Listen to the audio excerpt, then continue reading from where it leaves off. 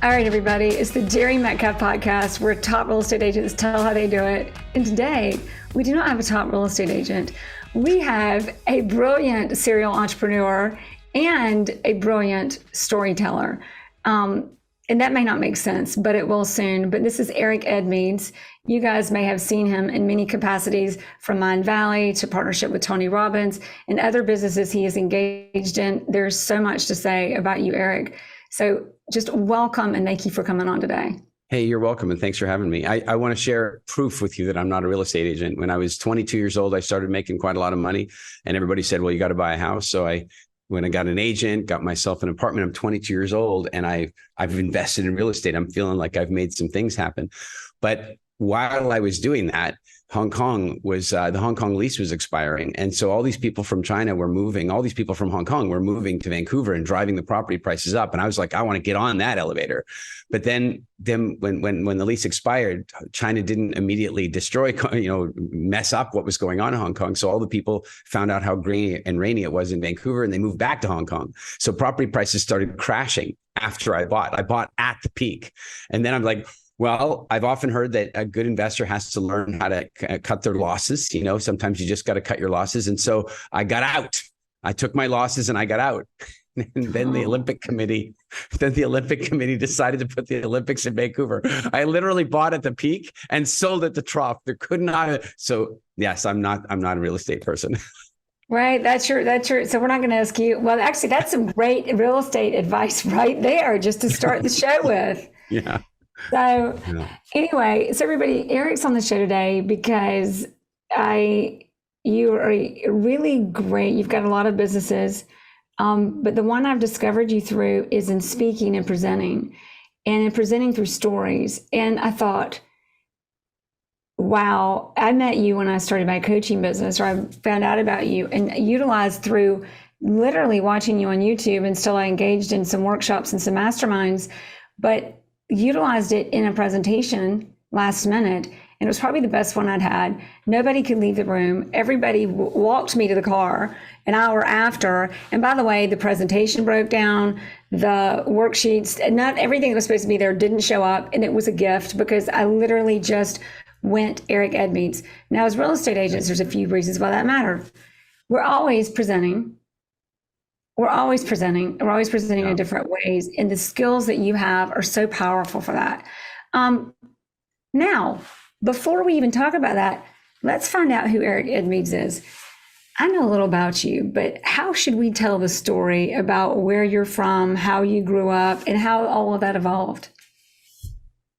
I don't know. There's a lot of different ways to take it. I mean, the very short factual version is that my family's originally from South Africa, and we immigrated to Canada when I was small. I became Canadian at 8, and then I was raised in Canada. I went through, family stuff and addictions and divorces and all those things, and then there just came a point at 18 years old where I was on my own. And I know there's a middle part in there that we talked a little bit about pre-show, which was.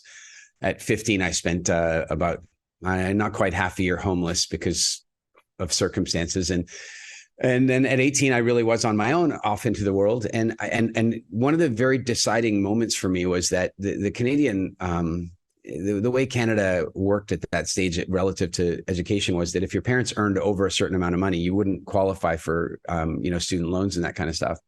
And weirdly, the quirk of it was in my life is that my dad had been, he was recovering from alcoholism. And so while he was a lawyer and had great prospects, he for many years had not made any money. And then all of a sudden he was like in recovery, doing well, and bam, he was up here, but he had no extra money because he's got debts and what have you. And short version is that my family, quote, made too much money. I couldn't get a student loan, but at the same time, there was no money for me to do that. And that set me on a very different path than I might otherwise have followed. I might otherwise have followed the path of academics. I've got a good mind. I probably would have gone into business or law or something like that. But the truth is, instead, I was faced with the reality of having to go into life. And the only job that I could get that had any kind of real prospects, wasn't some hourly wage, wasting my time for money situation, was sales.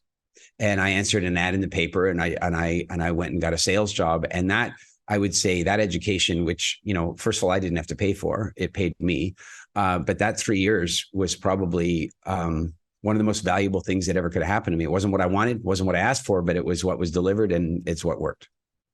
And I think that was door-to-door sales. Yeah, wasn't it? door-to-door sales. I was selling Kirby vacuums, and it's funny, even the way they sold. Like, what's interesting is the way they even sold the job was frankly deceptive. And I'm amazed that if I think of who I am today, I wouldn't fall for such a thing. But they brought you into what they call a blind interview, and so all you know is you're there for a sales job. You don't know what you're selling, and they spoke all about the opportunity, and how much money you could make, and the cars you could buy, and the watches you could wear, and all this kind of stuff. And then at the end of all that, you're so bloody excited, and they reveal slowly that you're there to actually sell Kirby vacuums. And there's an interesting lesson in that, and that is that they really built up this expectation of opportunity so highly that when they then haul out the Kirby vacuum, you're like, really?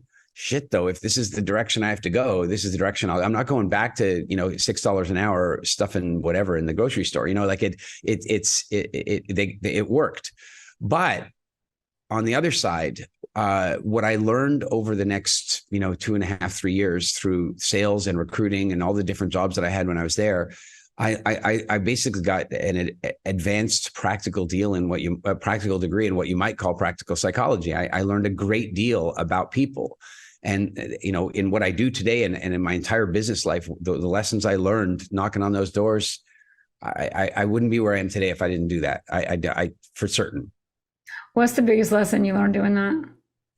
There's so many, and it's all contextual, right? When you say what's the biggest lesson, well, it kind of depends on the situation you're in. Like, funny enough, you and I were talking about, I was, on Jordan Peterson's podcast a couple months ago, 2 months or so ago, and he asked me that same question. Yeah. And the lesson that I shared there was, I learned, and I think this is really applicable in real estate, particularly when you're trying to get a listing, right? Is the greater defenses the prospect has at the front door, the easier it is to sell them once you're in. And so, like, in a door-to-door sales capacity, it means if you knock on the door and they just welcome you in, man, you have your work cut out for you, because they let every salesperson in, and therefore they have a real, like, they know how to defend themselves. They know how to say no. They're not a threat. But yeah. if they stop you at the door, then they stop everyone at the door. So that's where their defenses psychologically are. And so if you can get through that door, then once you're in, it's like, it's easy peasy. And there's something to know about that what'll happen a lot of times for anybody in sales is that they'll come up against that first no, and they'll come up against it, and they've learned tenacity. They'll go 2 or 3 attempts at it, but then they'll give up, and they'll naturally gravitate toward the prospects that are easier at the front door. Those prospects are tougher. Here's another reason. If you're trying, say, to get a listing from, you want these people to list with you, if they are super easy to engage, they're super easy to engage for all the other agents that come knocking on their door. If you had to be super psychological and strategic, and you had to like undo the combination lock and safe crack it, you're the only one in there. You're the only one. So true. It's so true. There's a lot of people just being nice. And quoting Chris Voss, who we talked about earlier, it's not a sin to not get a deal. It is a sin to take a long time to not get a deal. So tell us the story, just because it's so fun, about the one you went to the door and do you know the story I'm talking about? I think it's the woman who was like, why do you guys keep coming back? Yeah, and it was different guys, and it's just cute. Yeah. So first of all, you got to get, like, I was 18 years old, and I had hair just a little shorter than yours, and long hair, and I look about 14, and I go and knock on this woman's door, and she opens the door and she goes, "You again?" And it wasn't me, right? It was like, our company had been working that neighborhood pretty hard. And she goes, like, you guys have been here like every week. Like, don't you have other neighborhoods to go to? I never let anybody in. Don't you guys mark me on the map and say, don't knock on that woman's door, because she never lets anybody in? And she kind of rants at me like this. And all I do is I keep a sense of rapport with her. I'm smiling with her. I'm nodding my head. I'm agreeing with her. And then she goes, like, why would I let you in? I don't let anybody else. What makes you so different? And I don't know where it came from, but I just go, because I'm kind of cute. And she just busted out laughing like that was the deal. She busted out laughing and she goes, oh, come on in. Let me make you a hot chocolate. And the next thing you know, I'm in there and I show her the machine. And, you know, an hour and a half later, she had a new machine, and which she was very happy with, by the way. Oh, that's awesome. Oh, and incidentally, the close, you know, very often we think of sales as like kind of the warm up and then there's the close. And I think I prefer the idea that you're actually leading toward the open, right? You're leading toward an opening for the client. But in the old world of sales, it's all about the close, right? Well, again, because her defenses are at the front door, it was one of the easiest sales I ever made. It was basically like finish the presentation. She goes, all right, where do I sign? It was super straightforward. That's so sweet. That's so awesome. Well, what a good lesson. So now when you think about, so let's fast forward. So, well, because there are a lot of things we'll revisit about your childhood, but I think when everybody learns more about who you are, it'll bring a lot of relevance to it for all of us. But so you go through that, and then what next? Because you've had some really big partnerships, the things you've done. So what next? And how did this all unfold? What's the next part of the story after that 3 years? You know, so my dad was sort of on the board of advisors for this guy's company. And I say company is kind of a grandiose thing because it was him working in his back bedroom with no employees. But he had something, he had an idea, and the idea had to do with what we would at that stage call remarketing of mobile computers and barcode scanners and stuff. Like there was this new niche industry, and these computers cost a lot of money, but they're very proprietary. And he had found that if you could buy them used from this company, you could sell them for massive margins to the companies still using them. And so he had tried to hire salespeople after salespeople, nothing had worked. He just couldn't make it work. And the truth is that he wasn't a very good people person in any kind of way. He saw, people as just squares on a spreadsheet. That was that. Look, if I have 5 salespeople, I'm making this much money. He didn't think of the people. Mm-hmm. And so my dad went to him and said, well, you got to try my son. He's been doing the school of quite literal hard knocks for the last couple of years. And I'll bet you he could work. And he's like, yeah, but he's like 19 years old or 20 years old, like too young. But I interviewed with him and I started, and it just worked out really well. I had every skill that he didn't have, and he had every skill that I didn't have. And it was a great partnership. What he experienced as a result of that is that by having somebody really solid in there that understood sales and understood how to get new clients and stuff, it just allowed his business to explode. So over the next 7 years, we built it into a multinational organization with maybe, 100, 150 employees. And it was a massive, it was a huge opportunity for me. I earned a great deal of money, in a commission sales capacity, but I also learned some things about standards and boundaries. Like, the truth is that his relationship with ethics was tenuous at best. He had no problem wheeling, dealing, playing games, making promises, not keeping them. It was like a constant trend. And it was very interesting to watch that happen in business and see the repercussions. And one thing was really hard for me is to see him keep winning, to see him lie and cheat and keep winning. Like that got to me, because it made me start to wonder if that's how you have to win. Is that how you have to do it? And at one point, he had promised me equity in the business early on, and then he changed his mind about that. He told me, we were sitting in a meeting, he goes, we have decided that's not the best way to reward your efforts. So I'm like, who is we exactly? It's like, it's you've decided. And we reached a compromise that if I went over and opened the European headquarters, that I would then, now earn equity over there. And he just did the same game again. And so I made one of the toughest decisions of my life. And there's some huge irony in it. So what happened at that stage was I had moved to England to open up the European headquarters. And I was in Ireland for a year, and I'd been in England for a few months. What year was this? This is like wait a minute. What am I thinking? 97. Okay. And there came this point where I was like, I'm earning huge amounts of money. I want to say $200,000 to $400,000 a year, at 27 years old, 20 years ago. And in 1997. Yeah. It was serious money. But the problem was I just felt like dirty working there. I felt like ripped off, and I just didn't like it. And I was in this tough life, no education. What do I do at this point? If I quit, what am I going to do? Go sell cars? I didn't know. But then one day he did it again. And I don't know where I got the I don't know where I got the strength or the whatever you want to call it, the guts to do it, but I just resigned.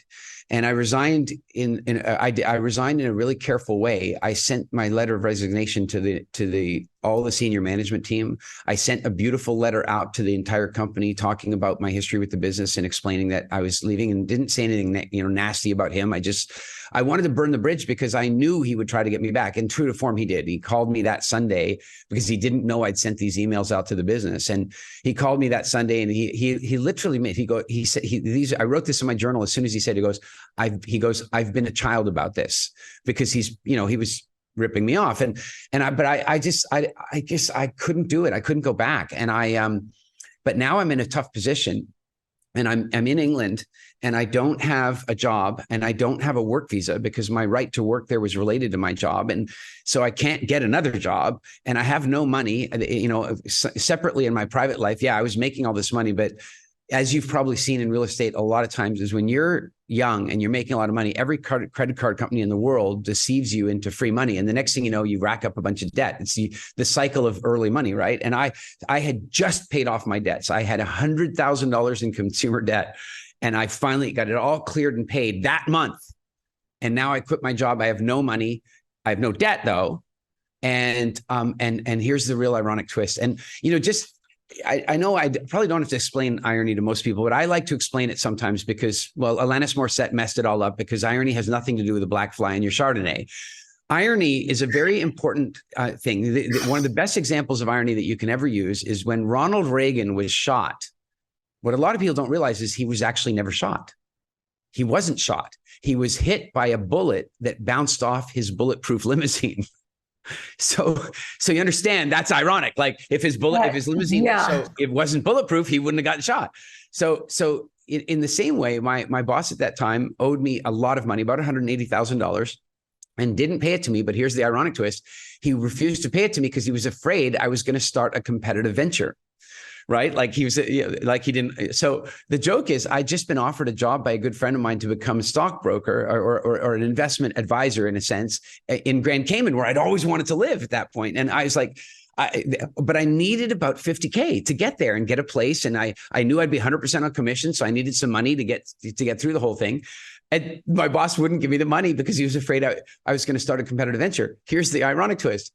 I now have no choice. A guy calls me on the phone, one of my old clients, and he goes, "Can you help me find these computers?" And I'm like, "No, I'm not in that business anymore." And he goes, "Look, I need your help. I refuse to do business with you. The only reason I was doing business with your old company before is because of you. I refused to do business with your boss. And so now I've got you." And I go, "Yeah, but I'm not in that business." And he goes, "Just help me with this one deal." And I helped him with that one deal, made $7,000 in an afternoon.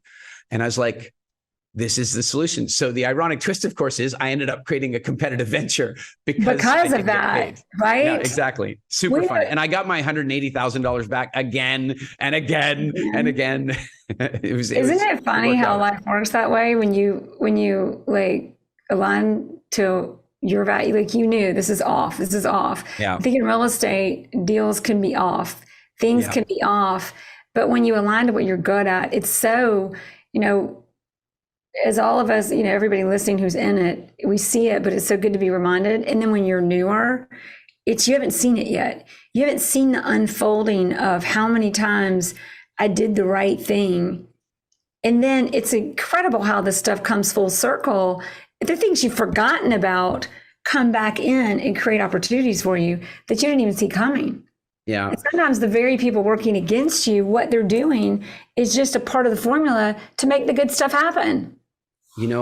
I saw this post today. Somebody posted this thing and I'm not a super religious guy. I've got my own spiritual beliefs and I don't impose them on anyone else. But I was reading this post and the guy says, well, if God is omnipotent and God is merciful, there would be no evil. God has the power to stop evil and God has the mercifulness to stop evil. Therefore, ergo, there must not be a God. And so my response to that was to say this, that without contrast, without difficulty in life, you wouldn't know to enjoy the pleasure. Plus, on top of that, you'd have no opportunity to grow. And then I shared this cute little joke very quickly.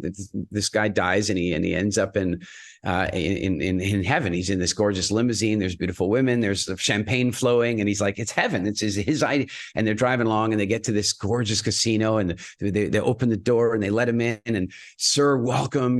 Boy, it's great to have you here. And he's just like, oh, this is just exactly the way I thought it should be. And he goes up to the blackjack table and he lays down his bet and he gets 21. I mean, outstanding. Then next hand, he gets 21 again. Can you imagine, twice in a row?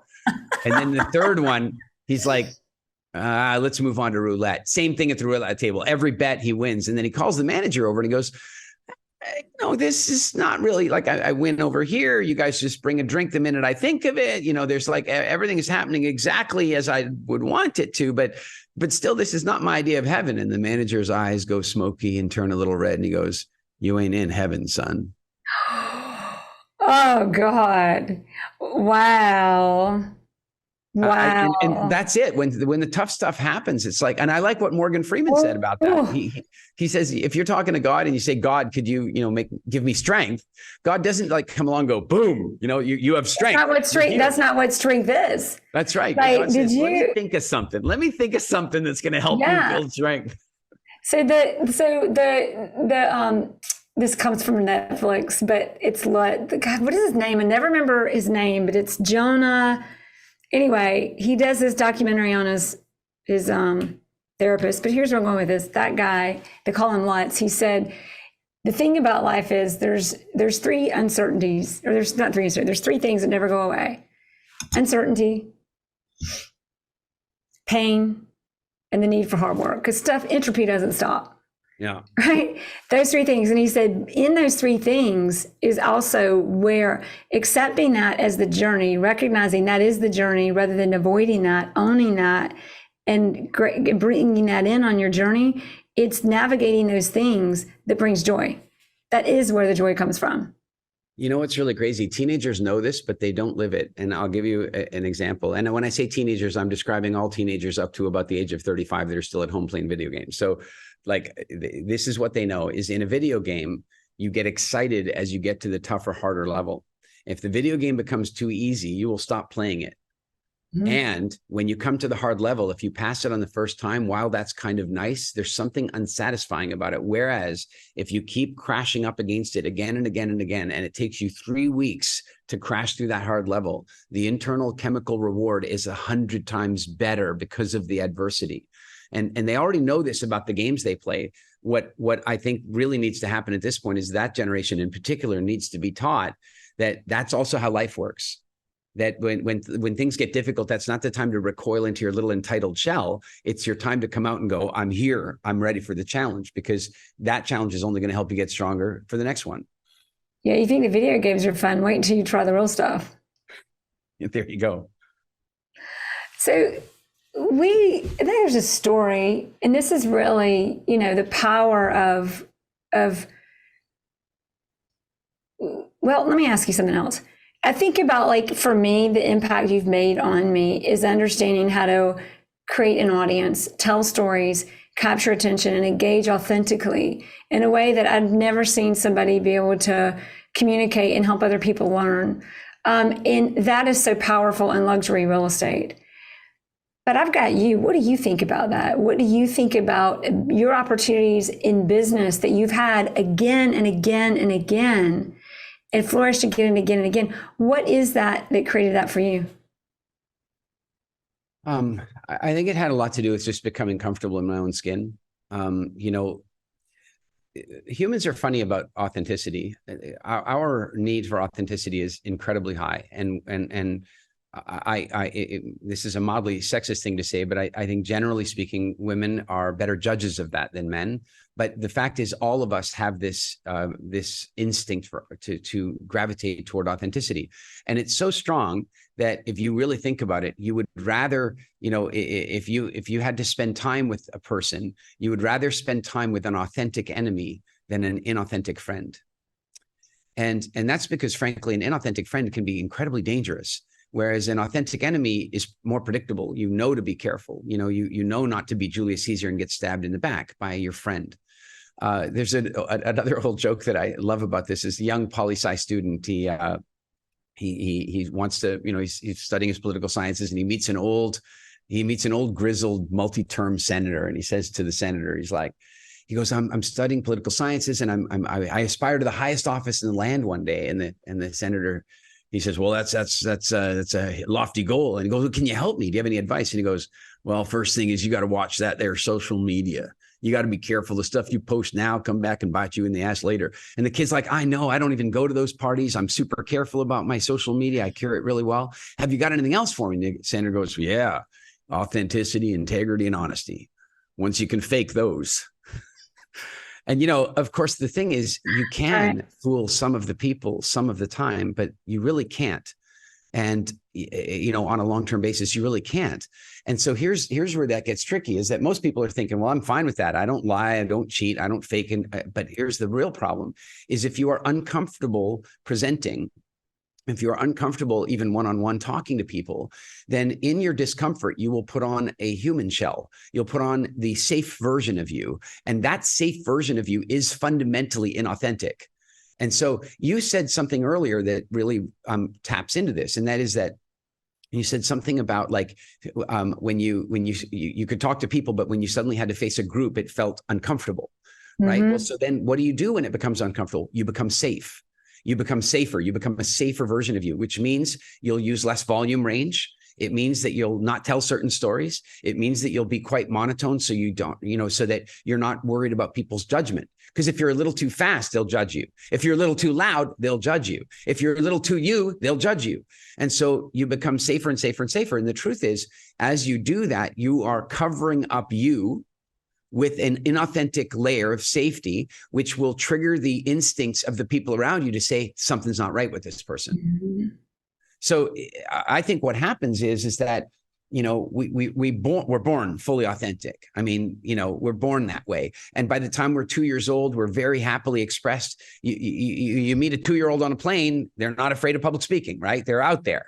But something happens between 2 and 18 where you're told, you know, children or women should be seen and not heard is a very common thing. You know, indoor voice, you know, push you down, think before you speak, like down, down, down, down, down, down, down. And pretty soon you have this new version of you that if you have to give a presentation, you will deliver it safely. You will use a predictable cadence and you will talk in such a way that has been perfect. And if you were giving a lecture at any kind of a university or what have you, you would get good grades for speaking well and being clear in your enunciation.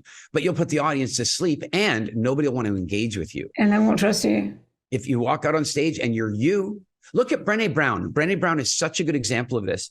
Brené Brown, accomplished woman, accomplished speaker, getting nowhere with speaking really compared to where she is today because she spoke about vulnerability, right? She spoke about it. She spoke about it from a scientific perspective. She spoke about it in her perfect academic self. And then one day she decided to speak with actual vulnerability. And I mean, she describes this in her Netflix movie, which by the way, she would not have, but for the fact that she spoke with vulnerability. And that one video went off to get millions and millions of views. And arguably it birthed a number of New York Times bestsellers and changed her life completely because that one time she let her human skin go. Yeah. And that's what you talk about one talk, is it one talk away? One speech away, one talk away, one talk away. And it's like, you know, in business, it's one talk away, one conversation away, one opportunity away. And you talk a lot about one to many. In your working in your business, this ability, I think, and you've got one story in particular, but it's interesting because it's something that's already in all of us. We're all trying to learn how to be differently, do differently, you know, almost like fake it till you make it. And with you, it's, wait a minute, like you say this a lot, or I've heard you say it a few times, you know, I might be on stage right now, but every single one of you in this room, in this, you know, wherever you are, has something we can all learn from. And you've learned it so well that you've forgotten the lesson, and now we don't get it. And do you remember the real estate metaphor I use for this? No. It's called Rembrandts in the attic. Rembrandts in the attic. Yeah. It's a cute metaphor, but the idea is that you've got this old farmhouse and you're looking at buying this old farmhouse. They want 180 grand for it. And you're like, I don't know. I'm going to put in an offer at like 140. I don't know. And then you're going for a tour of the whole place. And the house is an estate sale. So everything in the house goes with the house. And upstairs, you're looking through the attic and it's all dusty and crap. But then up there, you're looking at all this. They have this old art, ridiculous. I mean, tasteless. Wait a second. That one's a Rembrandt. And the estate doesn't know it's a Rembrandt. And so are you going to put in an offer for 140? Hell no, you're going to overprice that one. I'll offer you 200 for the place and take it quick, because there's a Rembrandt in the attic. And the metaphor here is that you and I and everybody that we know and everybody listening to my voice right now, you have knowledge, experiences, perspective, strategies, and skills that you take for granted, just like that Rembrandt in the attic. And to the right audience and to the right person, that idea might be worth $10,000, $100,000, or $5 million. God, it's so true. And the interesting thing is it parallels right back to the way we think about, it's how we think about speaking. There's so much. I think about people, because in this business of real estate, there's rather a low barrier to entry. And so you've got people in this business where, you might know the right people and the right things, but you've got, as in every business, 5% of the people, it's not an 80-20 rule. It's like a 95-5 rule. Yeah. But once people know their secret sauce, but so many people don't find it, it's unbelievable the difference in the way they're able to deliver. And I think this is in all businesses, but I think about real estate, because you see a lot of people coming in with a lot of business experience, and in coaching, I've learned this, is you see a lot of people think that everything they did before is just done. And then there's this like, well, I guess I just got to figure this out. There's all this stuff you've done before that nobody knows that is so powerful and relevant to real estate. And there's all this experience that we bring from our past experience into the next listing, into the next interview, into the next career, into the next conversation. That's just like that Rembrandt. Yeah. There's another way to look at that as well. And that is that salespeople very often forget the old cliched adage, 2 ears, 1 mouth, right? You should be listening twice as much as you're speaking. The stories you tell will be infinitely better if you have understood the prospect really well. For example, and I'm sure your listeners would know something like this, but it's just worth mentioning, is that if you're talking to somebody about, say, for example, them selling their house and you want to sell it on their behalf, then one of the stories I would get them to tell you is, I would say, well, tell me what it was like when you sold your last property. What was that like for you? What were the good parts? What were the bad parts? They're going to go, oh my God, we had this place in Nassau in the Bahamas, and we had it listed, and the agent made these mistakes, right? And the thing is, get them to tell it. Like a lot of times everybody does that, but it's like, give me your list. Let them tell you a story. That's tell you the story. Hear the story. Yeah. Yeah. Awesome. And of course, once they've told you the story about what went wrong and what went well, you can now re-engineer your pitch that it basically addresses every concern that they've raised, which is way better. Because if you simply say, what's your list? There's no emotional engagement. So they won't remember everything, and they won't be associated to it. You get them to go back and tell the story, and they start remembering it and experiencing the pain of this and the pleasure of that. And so it's all real to them. And then you're able to go, wow, I can totally understand why that was so difficult for you. Let me assure you that we never do that. We would never allow that to happen. And this has never happened, or whatever. And by the way, here are some things that we're going to do to get you on the right track. They've given you their recipe for success. So all you have to do is, remix it and give it back to them. And as long as you're being ethical and integral about that, it'll work out really well. And a lot of times there's a story that you can tell them back about the similar situation and how you handle those differently. Yeah. I love that. You have this ability. Somebody gives you, like, you can watch somebody try to tell their story, and you're like, and you can tell it for them. There's a little bit of a formula to that I've learned about, but let you tell us, how do you do that? Okay, let me give a little background so that people really understand what we're talking about. So when I'm doing a speech writing or a speech giving program, what'll often happen is that somebody will be on stage and they're practicing their story, and they're doing something called reporting. So they're giving me the facts, but they're not telling a story, and that's a very different thing. You can say, well, it was it was last Thursday. I was at the dentist's office. The dentist told me this. The dentist said that. This is not a story. This is just the facts, right? It's just reporting. And so they often do that, and then I'll go, well, hold on a second. Can I ask you a few questions? And then I ask them a few logistical questions about what happened. And then I retell their story back to them. And if it's emotional, they will often start crying. If it's, they'll miss stuff. They're like, but it was like you were there with me. Okay. So let's talk about a little bit what's going on there. The first thing is we have to understand the role of memory. Memory isn't there for you to remember your life. Memory is there for you to remember the important things that will help you to be more successful in life. That's what it's for. And so your mind knows how to save the best memories, and that is emotional peaks. So if you have an emotional experience, then you're going to remember it. If there's no emotion, you're not going to remember it. Emotions are the glue that cause a memory to stick. This is important, but also emotions are the key that cause memories to unlock, right? So it works both ways. So now what happens is when I tell them their own story back, I am bringing an emotional response to them about their story, which has them start bringing back details. It allows them to go into it. So it's a really valuable skill to have, especially if you're teaching storytelling. But here's how I do it, it's such an easy thing to do. And you might be wondering, like, why would this be important to me? Because if you do it with your own stories, it'll change everything. And this is what I do when I'm telling my own stories, or if I'm telling your story, is I create. Basically, the best metaphor I can use is from Star Trek, the holodeck. I create a big hologram around me of what is probably going on. And then as I create that holodeck around me, I experience it. I do not memorize the story and give you back some script. I speak to the experience that existing around me. And so you'll even see me if I'm telling a story, and it could be your story that I'm telling back to you, and I'm going to go, let's say there was a waterfall. I'm going to go, and there's the waterfall. And the thing is that every time I gesture to that waterfall, it's going to be in the same place, not because I remember it, because I've created this holodeck, and in the holodeck, that's where the waterfall is. I'm not describing a waterfall that was, I'm describing a waterfall that is. Mm. And so when you do that, it's making it real and listening to it. Now, in presentations, I've heard a lot of different formulas. One that sticks out to me is before you do anything, you start with the why, and then the what, and then the how, and then what if. Yeah. This is, if I remember the woman who created, I think her name was Bernice McCarthy, and it's they call it the format system, and there's two really great applications of it in terms of the way I think of it. The one is that any given audience will be divided up or into people that have a preference for one of those learning styles.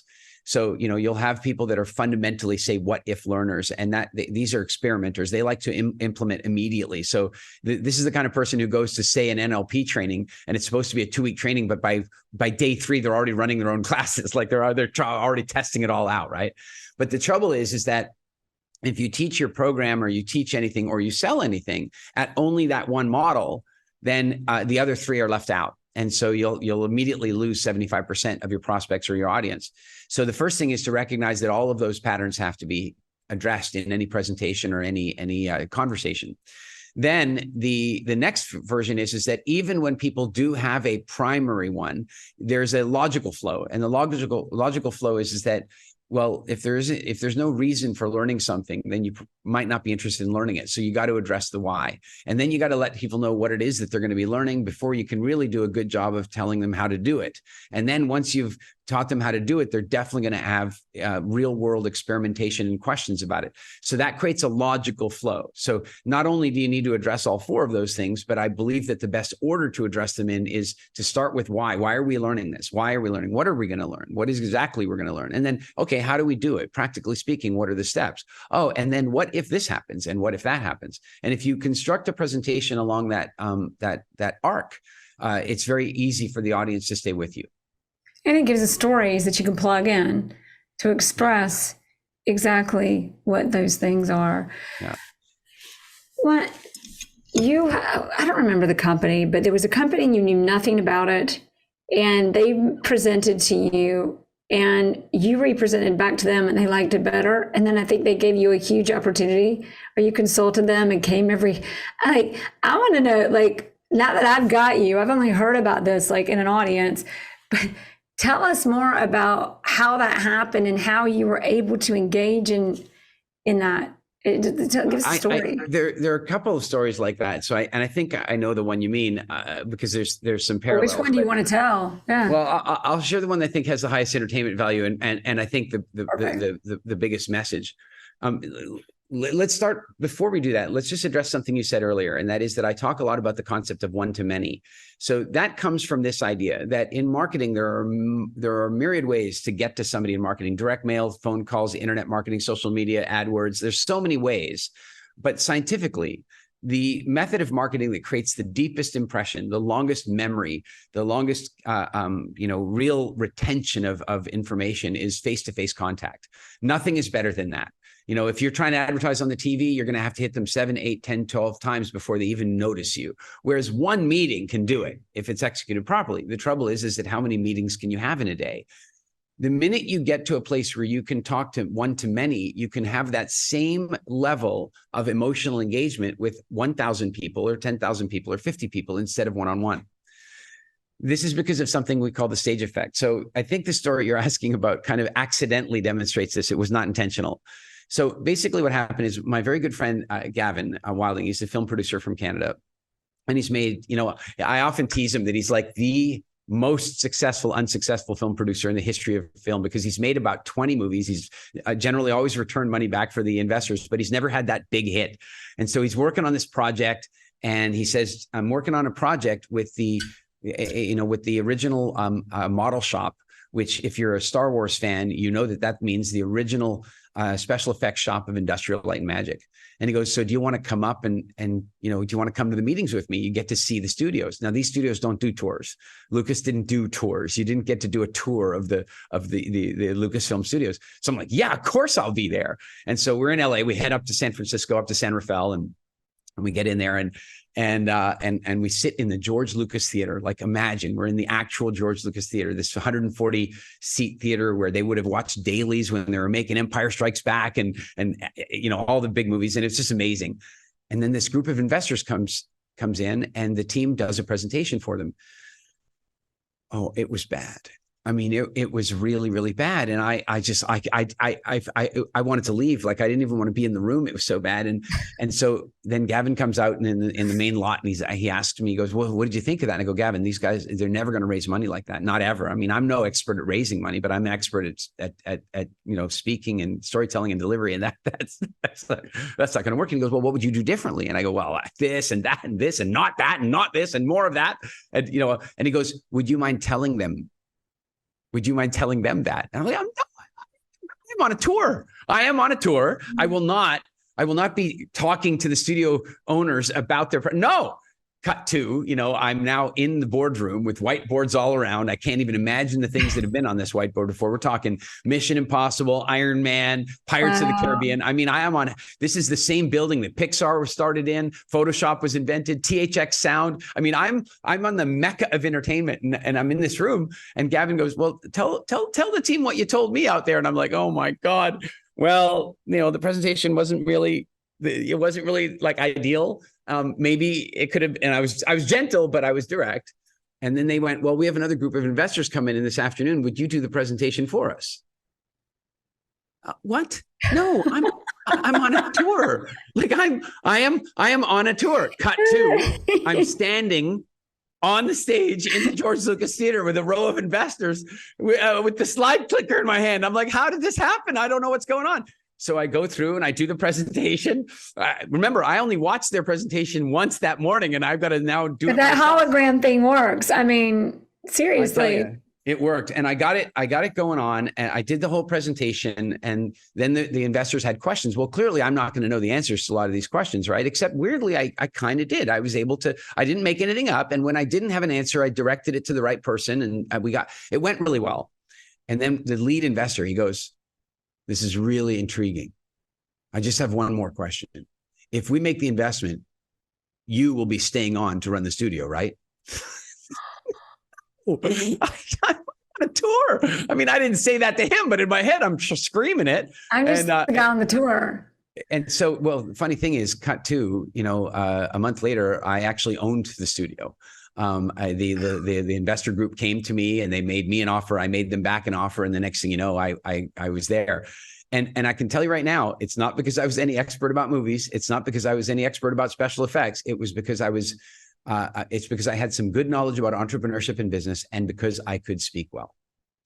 Yeah. Communicate well. Yeah. in everything. It's a lot of that comes back to, even when it was uncomfortable, authenticity. What about discomfort? We've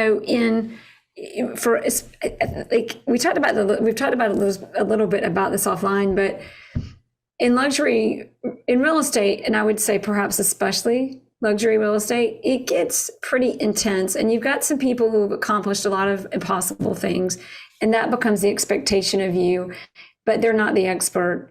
And then it unfolds opportunities for many difficult conversations, whether it's pricing advice, what to do. But in the context of your life experience, how do you handle difficult conversations? It's funny. I was just having a conversation with my little girl about this. She's 7 years old. And, she came in to talk to me, and because one of her friends did something she didn't want to do. And, she came to talk to me about it. And, one of the things that's bothered me about the way the school system has gone over the last little while is that, the minute a child faces any kind of adversity, they're told immediately to go and seek out authority, go and seek out a teacher to resolve it. And, I know that I understand that message, that message comes from love. It comes from, hey, if you're being bullied, you should go get help and what have you. But there's another message, which is stand up for yourself, be confident with yourself and deal with things. When that message doesn't say that, like, you have the ability to navigate your problems. You have the ability and the strength. You're in to escalate. If you're being told to escalate everything to your teacher, then, you're going to breed a generation of people that call a lawyer every time they have a problem instead of trying to work it out. And that's where we're at today. We're at that place where, and so my little girl's having this conflict, and she comes to me, and it's the smallest, pettiest thing. And I go, hey, listen, why didn't you talk to him directly about this? And she literally said, because it was uncomfortable. And I said, all right, my little girl, I want you to know something about discomfort. Discomfort is where you grow. Discomfort is where you become stronger. Discomfort is where you develop your own sense of identity. And I said, so whenever you take the easier path now, you're going to end up on a harder path later.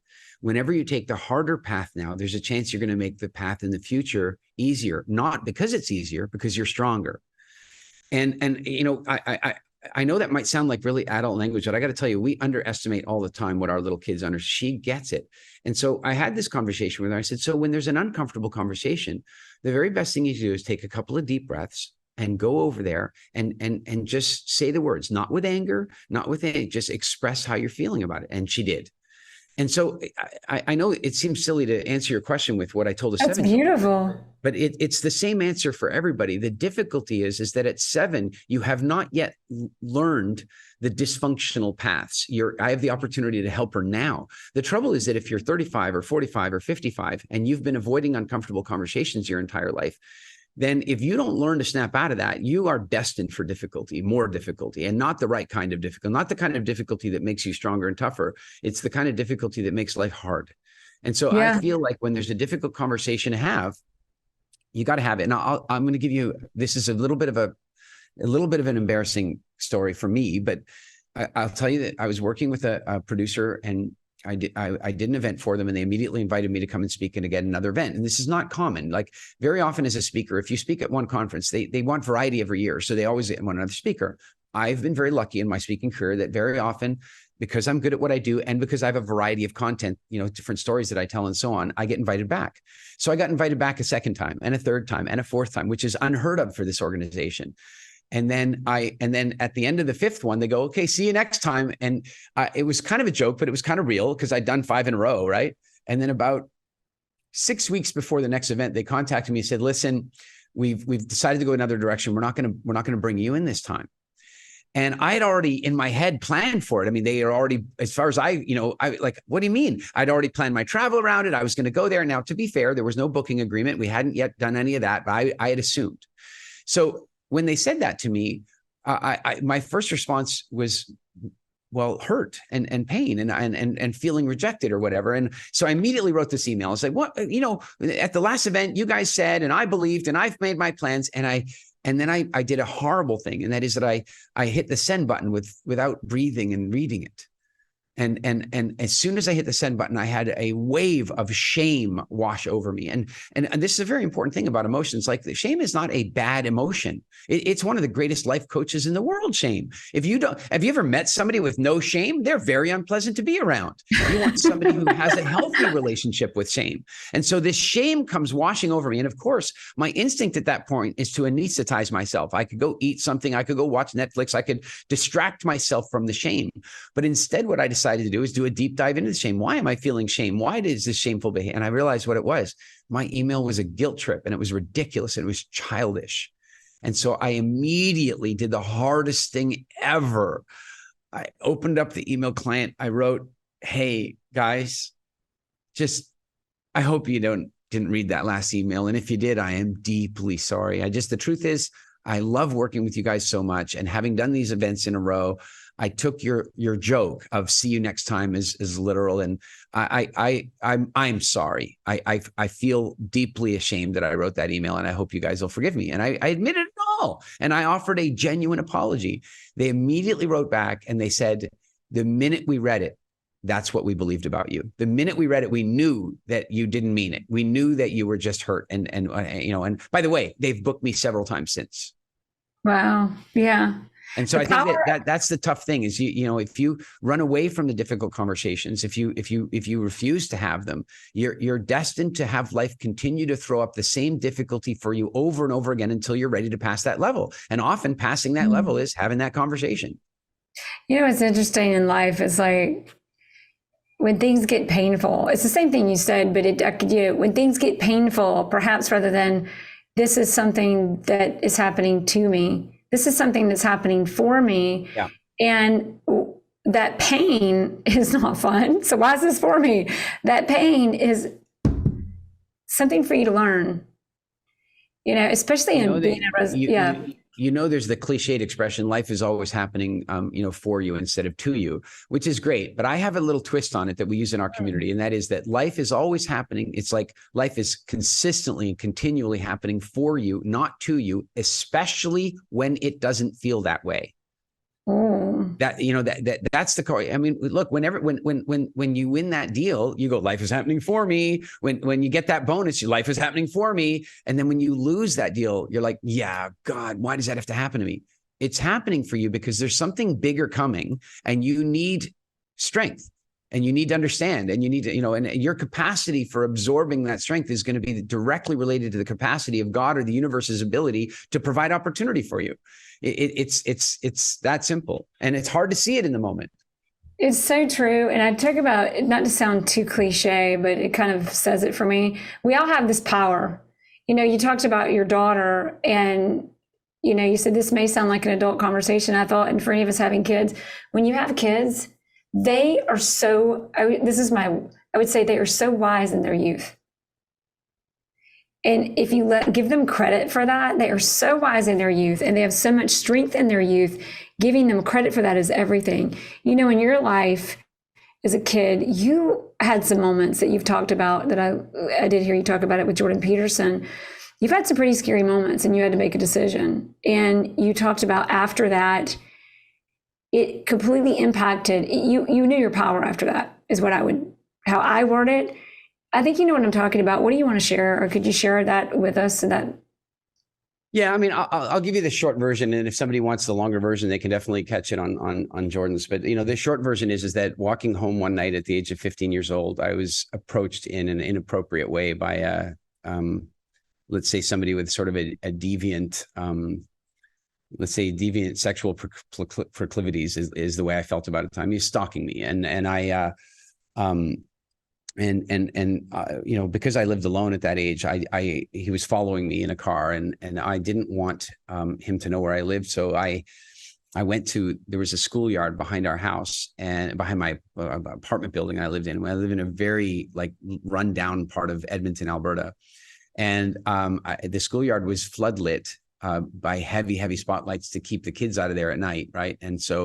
And there were apartment buildings all around it. So I felt, even though it's like 2 or 3 o'clock in the morning, I think that the safe, and there were no stores open. This is not that kind of part of town.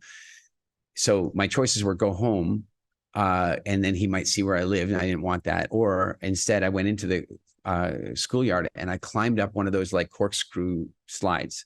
And my thinking is that you have to come up the ladder face first. It's the safest place I could be. And I climbed up there, and also, it's completely floodlit. And while it's 2:00 in the morning, there's literally hundreds of windows facing us. So even if nobody is looking, there's the feeling that you're being watched. And he came up to the slide, and I was terrified. And as I saw him walking, he got out of his car, and I saw him walking across toward me. I just became really clear that I would kill him to defend myself. I was very clear about that. Sadly, when I was about 6 or 7 years old, my babysitter had been murdered. And so I had a sense of those things that most kids are sheltered from for some time. And I was really, really clear. If this guy comes up this ladder, I am going to kick him in the head, and I'm going to jump, and I will not stop until he's gone. I'm terrified. And luckily, instead, what happened was he put his one hand on the railing and one foot on the step, and he looked up at me and he goes, "You looking for company?" And I said, I won't say it on your podcast, but I just told him where to go.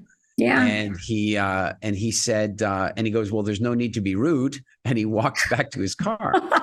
And, and so in retrospect, probably he was just, a socially awkward guy this is his way of picking people up. And maybe he wasn't a murderer, and maybe he wasn't a serial killer, and I don't know anything.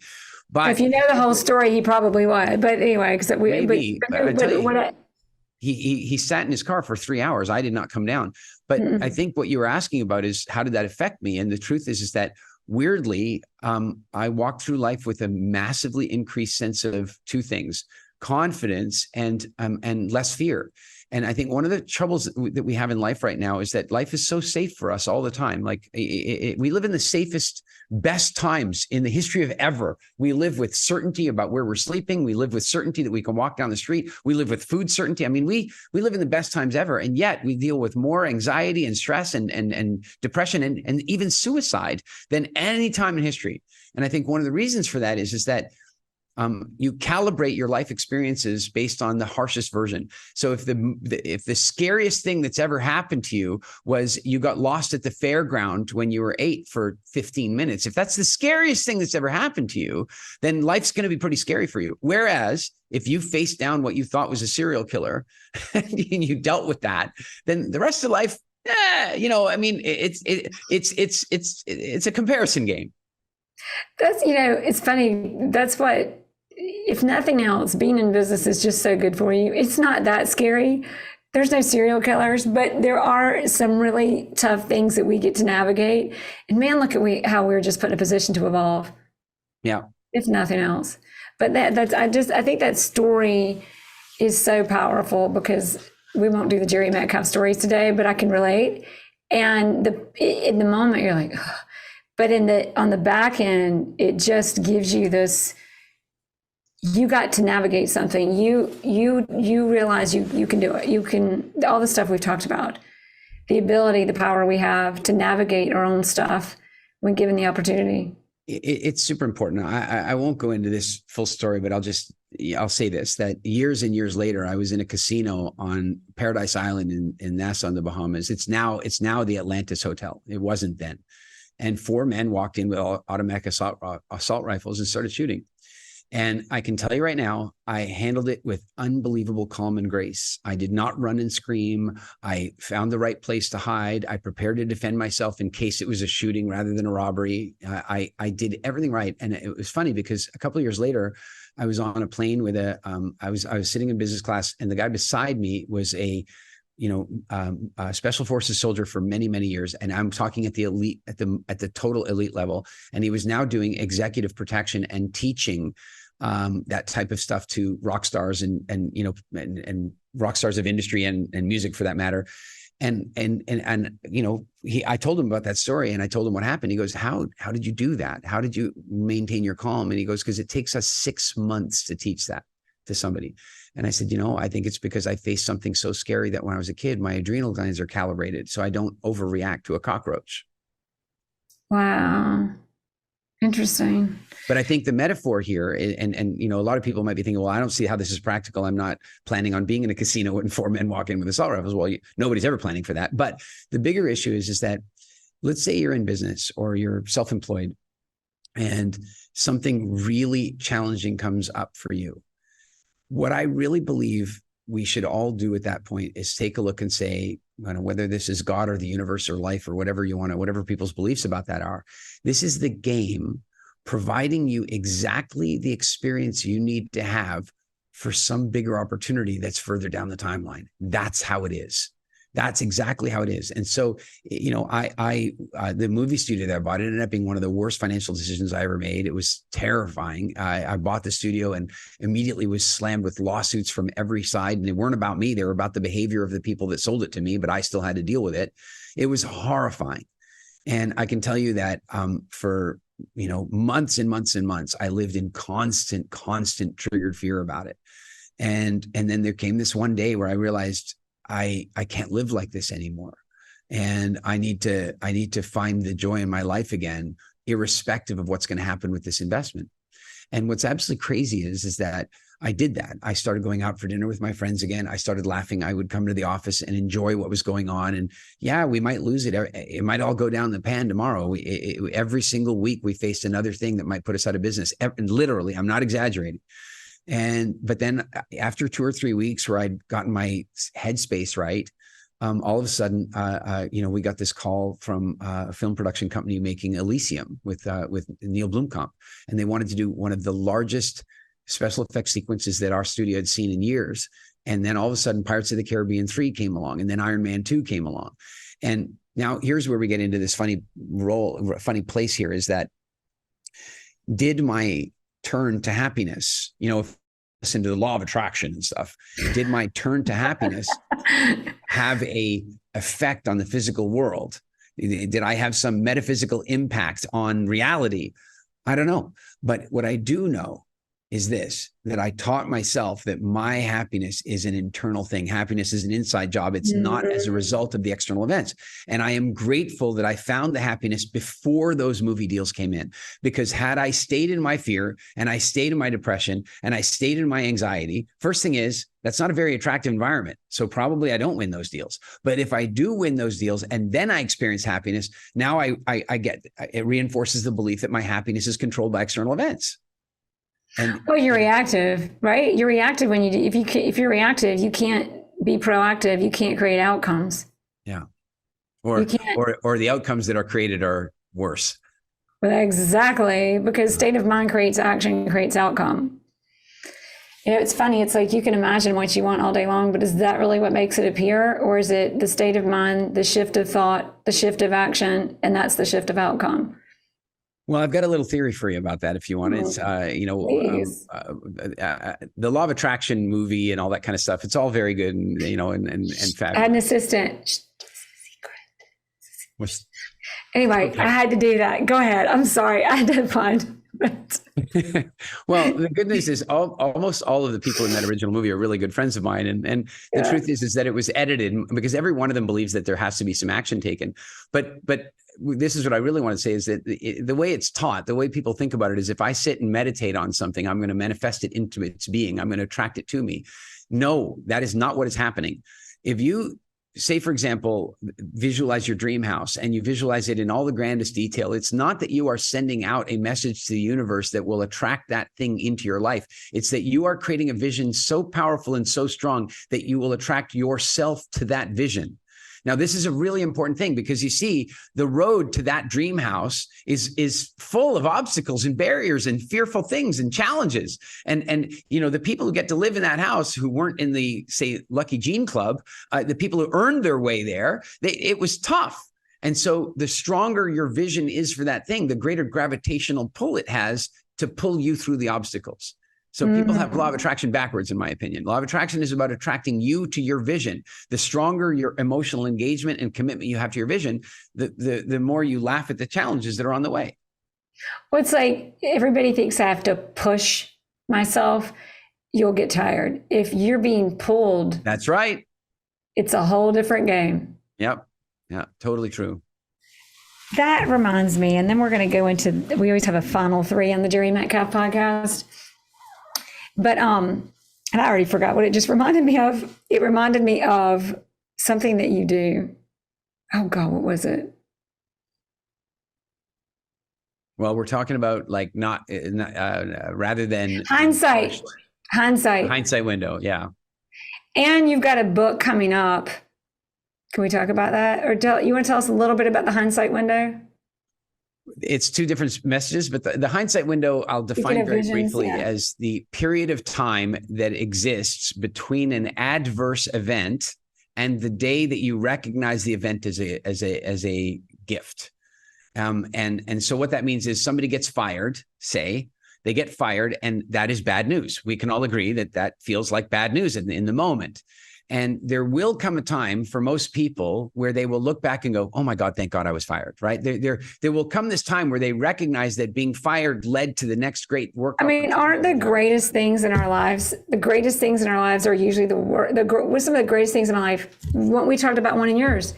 That was not a great thing, but the outcome of it was one of the greatest things. Yeah. And so the hindsight window is how long it takes you to see that. So if you get fired and it takes you 4 years to recognize that it was a gift, then that's 4 years that you lived with what we call an open window. And the trouble is that means you have anger or resentment or regret about something in your past. And this is where the magic is that there's a direct relationship between the amount of anger, regret, and disappointment that you have about your past and the level of anxiety you have in your future. So if you have complete gratitude and acceptance about your past, then you will have faith that what comes serves you. But if you have regret and fear and anger about your past and resentment, then you'll assume that the world is going to keep giving you stuff to be angry about. And so we talk about closing the windows as quickly as you can. And there's a speech you have online. We'll share the link for everybody, but there's a hindsight window speech. And I think you've got a book that you're releasing about that as well. They're long out. There is a hindsight window book in development, but there's a book that has just gone into pre-order now. It's called The Evolution Gap. And the evolution gap is a theory that I am sharing in the book that suggests that human evolution, which is very, very, very, very, very slow, and human capacity for innovation, which is very fast and accelerating daily, has opened up a gap so that we are living in an environment that's very different than what our cravings and instincts and nature are about, and that almost all of our pain, suffering, and disease exists in that gap. And so the book is about exploring that gap and identifying where the gap might be, affecting your quality of life. A really obvious example would be something like type 2 diabetes. Type 2 diabetes just wouldn't exist if it wasn't for modern living. It wouldn't happen. But you could also say that, like racism wouldn't exist except for modern living. There's a very good evolutionary explanation for why that comes up for people. And so when you explore all of those areas and you learn how to close them, you create a big impact on your own quality of life. But frankly, I think on the human condition. Oh, I've heard you talk about, I don't know if you want to share it here, about racism, or my favorite is when you talk about the stick. About which? No, I use this all the time. I quote you on this all the time. But, it's 100 years ago and you're outside. There's no toilet. You got to watch out for the snakes. Yeah. And if you see a snake and you think it's a stick, well, first of all, if you see a stick and you think it's a snake, it's okay.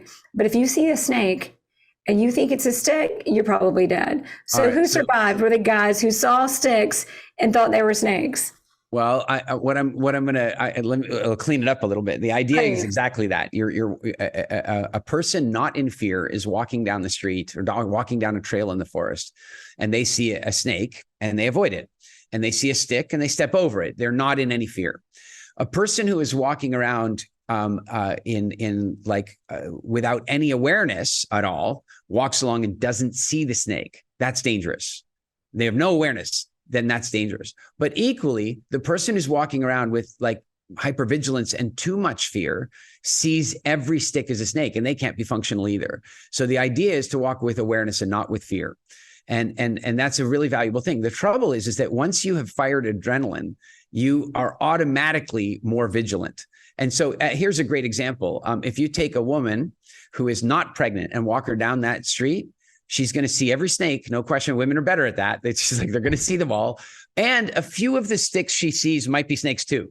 The minute she's pregnant, every stick is a snake, man, because she becomes very protectionist. She's meant to get that way. The trouble is that in our lives, if we allow ourselves to be that protectionist all the time, if we allow ourselves to be filled with adrenaline all the time, then everything is a snake and everything is scary. So what we have to do is strike a balance between not being, so optimistic that we don't see any danger and being so fearful that we're held back from doing everything. And that's definitely part of the sort of hindsight window. And it also has to do with the evolution gap. And here's a good example. If we can step slightly into politics without being political, I'll say this. That's not possible anymore, but we can still do that. I think I can do it. Let's try it out. Let's walk the line here. Can I talk about politics without being political? Let's see what happens. Yeah. So in our history as a species, life has been incredibly unpredictable and dangerous for us for most of the time. And by the way, more so for you as a woman. Nature is dangerous, and we've lived in nature for most of our history. And so guess what? We are very good at fear, because fear is what kept us alive. If you didn't have any fear, you didn't make it. So here we are. Now, the trouble is that when we feel safe, we're not in fear, and that's fine. But the minute we're triggered into fear, we become vigilant and we start looking around for things. We become more fearful, and it becomes a feedback loop. So we have two major problems with this. The one is that the press understands this. So the various press, and I can be just as hard on CNN as I can be on Fox. They're to my mind, neither one of them is telling the truth. My liberal friends are telling me Fox lies. My conservative friends are telling me CNN lies. I'm like, dudes, they're both lying. I don't know what the problem here is. So, and they're lying, and they're doing it in a way to make us more fearful. I'll give you a good example from the Daily Mail in the UK, one of the most widely circulated publications in the world. They publish an article almost a year apart from each other. The one article says eggs will help you, avoid diabetes. The next article says eating eggs can cause a risk of diabetes. Now, I decided to read these articles since I'm so interested in food, and I go into the article, and this is the truth. The headline says eating eggs increases your risk of diabetes. The study showed that a few people in the study, when they ate eggs, had a slight increase in blood sugar. Nothing about diabetes. So the newspaper has jumped from a slight increase in blood sugar to risk of diabetes. Interesting, but that's already a lie. But let's go to the real truth. The real truth in the disclosures of the study, which I read, the disclosure said that this only happened with women, and that the women in this study, largely, it was about a 2,000 person study. The women in this study largely did not enjoy eating eggs in scrambled, boiled, or poached form, and consumed their eggs as baked goods. So donuts and cookies and muffins raised their blood sugar. Like how illustrative. And from there, wow. Right? So, but of course, now the headline, wow. If you're eating eggs every day, the headline strikes fear in you, and clickbait. And guess what? They're firing our adrenals all the time. So, but now let's go to a much more dangerous and related version. And this is where we talk about politics without being political, because I don't think either party avoids doing this in any country. Mm-hmm. And that is this: if you have a species like ours that is so easily triggered into vigilance, then what you have to do is you have to give them things to be afraid of. And the more things you give them to be afraid of, the more fear they will experience, and the more they will look for things to be afraid of. And it'll become a feedback loop. And soon they will become shivering, fearful little apes, like just running on instinct alone. And they will run to the very first promise of security you give them, which of course means you can take their freedom. Oh. And that's what's been going on. And by the way, personal freedom is not something that a government has ever given to people. Personal freedom is something that is given to the government, and then the grandchildren end up having to fight for it to get it back from the government. So when we allow governments and the press to trigger us into fear all the time, and then we're willing to sell our freedom to gain our security, we're headed in a pretty dangerous direction. And many populations have done that to bad. Well, the interesting thing is it happens, it applies in business as well, because these things happen over and over and over again. And it's interesting because one interesting thing about it is we assume somebody's right. Well, they're the government, they must be right. But wait, where did we stop being people? Where did we stop all having differences? How did we qualify? Like, and then too much power given to too few is literally what's happening. This is scary. I don't want to handle it. So I'm going to stick my head in the sand and just agree that they must know better because they have the title or they have the label or they have the whatever.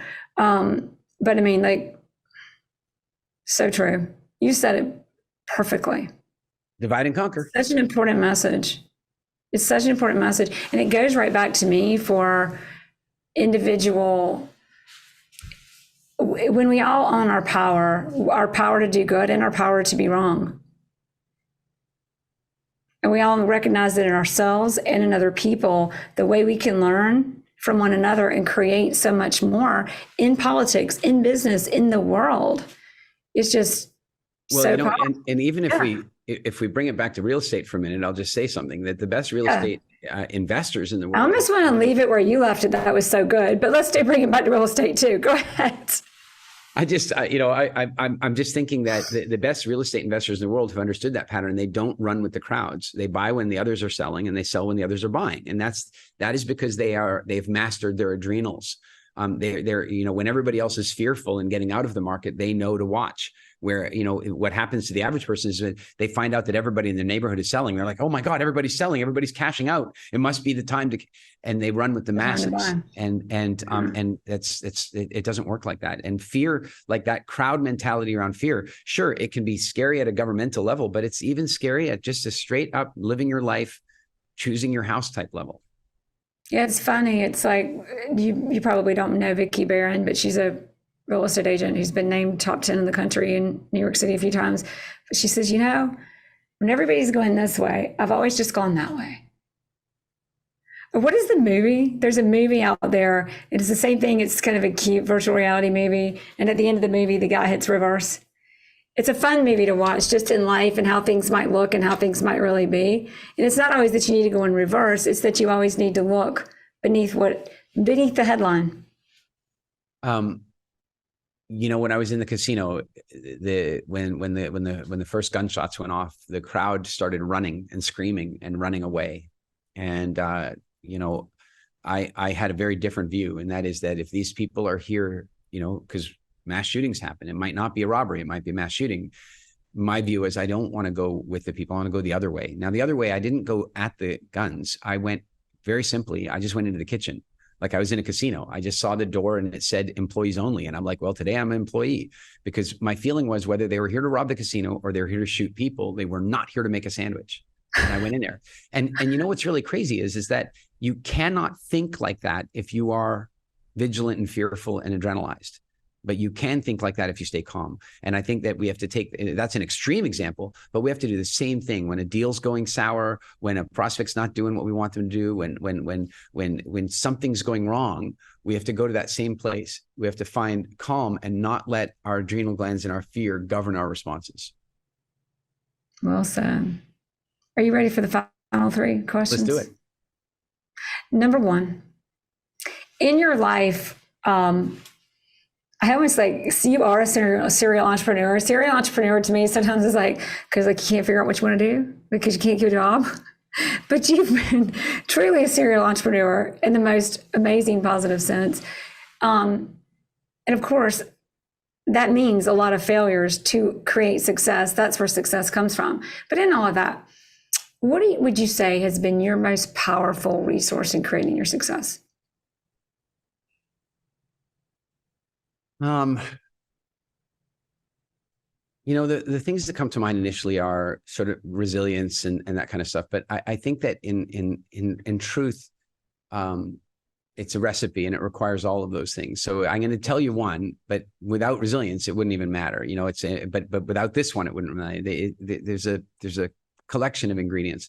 But I think that the skill or the trait that has created the most opportunity for me and created the greatest upgrades in my life was getting over my fears of public speaking and developing comfort and confidence with communication, whether it's written communication or one-on-one communication or storytelling in front of 10,000 people. Overcoming my fears about that. And believe me, I was not nervous. I was phobic. I was absolutely terrified of it. And it held me back for a very long time. But I can tell you that, as you heard with the movie studio situation, that would never have happened if I didn't know to do what I'm doing. And I would never have gotten a phone call to come and teach business at Tony Robbins seminars if I hadn't overcome that. And today, I mean, when I created my company WILDFIT, it was a hobby. I didn't mean to create a company. I just wanted to help people with their health. Well, guess what? When you create something for a purpose other than making money, sometimes magical things happen. And at this point in time, over 100,000 people in over 100 countries have taken that program and changed their relationship with food. All of that is because I became comfortable and competent with public speaking, storytelling, and communication. Yeah, because here I know about story. I know the storytelling, Speaker Nation. Is it Speaker Nation? I just know you, Eric. I know what I've learned from you. And then you've got WILDFIT, which is just, completely international, that the Speaker Nation evolved out of because of your presentation. Actually, it goes a little further back. I started teaching entrepreneurship through businessfreedom.com. So I was teaching business and marketing, and mostly in Northern Europe, actually, in Scandinavia and into the Baltics and occasionally in Western Europe and sometimes in North America. But my clients kept asking two questions that were off topic. The one was, how did you get so good at storytelling and blah, blah, blah. And the other one was, how do you have so much energy? I'm on stage sometimes for 10, 12 hours a day, and I'm pumping energy the whole time. And I'm feeding it. And they're like, and I've never felt so energized in a room for so many hours. How are you doing that? So these two common questions of where do you get your energy from and how do you tell these stories led to me developing small training programs in those areas, which led to two entirely new businesses, one being speakernation.com and the other one being WILDFIT.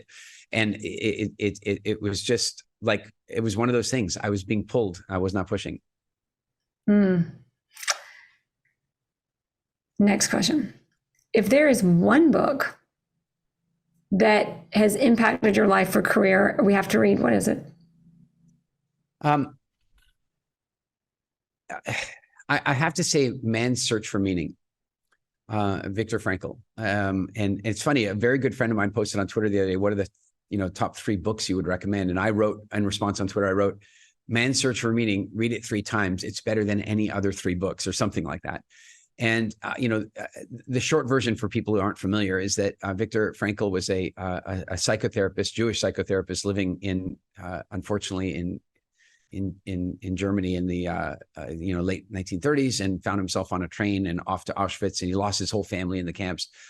But prior to that, he'd been writing a book on a theory of therapy that he'd been developing called logotherapy, or logos, right? It's about meaning. He basically was saying that if you could assess the right meaning to the events in your life, then there wouldn't actually be a need for therapy. And of course, his manuscript was burned on the pile of books and what have you. But what makes the book so fascinating is that he assessed the meaning about what he was going through. And the meaning was, I'm going through this so that I can write a better version of this book. And of course, he got through the experience, and he ended up writing what is a very difficult book to read in some places, but maybe the most important book on the human condition ever written. And that's a personal opinion, but it's an opinion shared by many, I think. I think so. That book has come up recently on the show as well, but I'm embarrassed to admit I've not read that, but I'm aware of it. It is on my list. Absolutely. It will. I mean, look, it strikes me from some of our conversation before the show and now that you're good at meaning assessment. You take life's challenges the way you're supposed to and so on. But Man's Search for Meaning will, we talked about it. When the really scariest thing comes up in front of you, if instead of asking, why is this happening to me? You ask, what does this mean? Now, initially, your fear mind might come along and go, this means God doesn't love me. This means that I'm a loser. So then you go, what else could this mean? What else could this mean? And then all of a sudden, you might arrive at the point of, this means that God or the universe or whatever your beliefs are has faith in you to handle this and has bigger things in store for you. But this is the training ground for that thing. And all of a sudden, you approach it differently. And listen, just think about that one change. Let's say somebody has to go through a business bankruptcy. If they go through it feeling like it's a punishment, that God or the universe or life or whatever is punishing them, then they're going to go into it small in a shell and be beaten about it. On the other hand, if somebody goes, oh, wow, this is the training ground for some big thing, they're going to have a different attitude about the way they proceed through it. And the outcome is going to be completely different. Obviously, you see, like when you're on the outside of things and through life and years go by, you see people in situations and they're so busy And this sounds like a judgment. I mean, we're all, it's human, but it's so easy to get so preoccupied with the fear of the uncertainty. Yeah. But when you're not in it, it's easy to see, but look at all these other things that could be going for you. But until you can shake out of that when you're in it yourself, I mean, the power of that is amazing. You know, there's an exercise that we do, and we're now developing for one of our live events, the Quantum Shift Experience. And it's like, I went to, so a friend of mine is the producer of American Ninja Warrior. He's super cool, Kent. He's just a great guy. And he's been a super big fan and advocate of WILDFIT, just a genuinely good guy. And so I got interested in the Ninja Warrior thing. And so I went to one of the licensed Ninja Warrior, I've tried to run the wall on the real Ninja Warrior set. I'm sad to tell you, I didn't do it. I'm sure it was the shoes. I think with good shoes, I could have made it. But then I went to one of the licensed Ninja Warrior, kind of gym places that you go to. And they have this thing where you go up a ladder and there's like balance beams in the ceiling. Like they're say 10 feet or so, 3 meters off the ground. And you have a safety line, the harness that you're in, and you got to walk across this balance beam, but you're 10 feet in the air. Then you got to walk across another balance beam, which is 2 beams. And then there's parallel beams, and then there's discs, and there's all these different shapes. And you got to walk across them. And I start walking across it and I'm like, oh man, this is horrible. This is horrible. And I'm like, wait a second. Do I trust the safety line or not? Do I have faith or not? And I just put my arms down and walked across the beam. And then I walked across the next beam, and I walked across the next one like it was a sidewalk. I got to the end of the ride, and there's this little 15-year-old safety officer, who's managing the ride. And he goes, dude, you must come here all the time. And I'm like, no, I've never been here before. And he goes, yeah, but like you come to places like this all the time. I'm like, no, never been to one in my life. And he goes, but you walk across all the beams like it's a sidewalk. And I go, you're the safety officer, right? And he goes, yeah. And I go, does the safety line work? And he goes, yeah. And I go, so why should I walk across it any other way? And he goes, I've worked here for a year and it's never occurred to me, like never. But the metaphor is that if you're going on a date, if somebody's going on a date and they have no faith, then they'll walk in their fake personality. And then even if the person likes them, they like the fake version of them. If they go to a job interview, or if they go to a client sales conference and you go in walking like you're afraid, it changes everything. Mm-hmm. So do you have faith or not? Man, that's a good one. So true. It's like faith. What is faith? Last question. I don't want you to go, Eric. Like there's so much more we could talk about, but we'll do the last question. If we forget, which I certainly don't think so, but if we did just forget everything that was talked about today and everybody takes only one thing from the conversation and from you, what do you hope that is? I would say that one of the most difficult things about being a person is not expressing yourself properly and authentically, walking around fearful of other people's judgment, walking away from a conversation thinking, I wish I had said this, I wish I could have said that, avoiding difficult conversations and that kind of stuff. That makes life unbearably difficult, in my opinion. And I watch people living like that. So if they could take one thing away, the one thing that I would suggest that people take away from this is overcoming whatever discomfort or fear, or in my case, phobia that you have about communication. I would say giving yourself the gift to become comfortable with communication is maybe one of the biggest, after health, it might be the biggest life upgrade you could ever give yourself. It opens the door to so many opportunities. It doesn't matter what job you have. It doesn't matter what kind of business you're in. If you are able to stand in front of one person and speak authentically and clearly from your heart, if you're able to speak to 50 people, if you're able to speak to 5,000 or 10,000 people, or a camera, and you're able to communicate like from inside you, authentically you will first of all feel good as a human because you're not walking around in fear all the time. And secondly, you will create attraction unlike maybe anything you've seen before. Thank you. Eric, it's so good to have you on the show. Thanks for having me. It's been fun.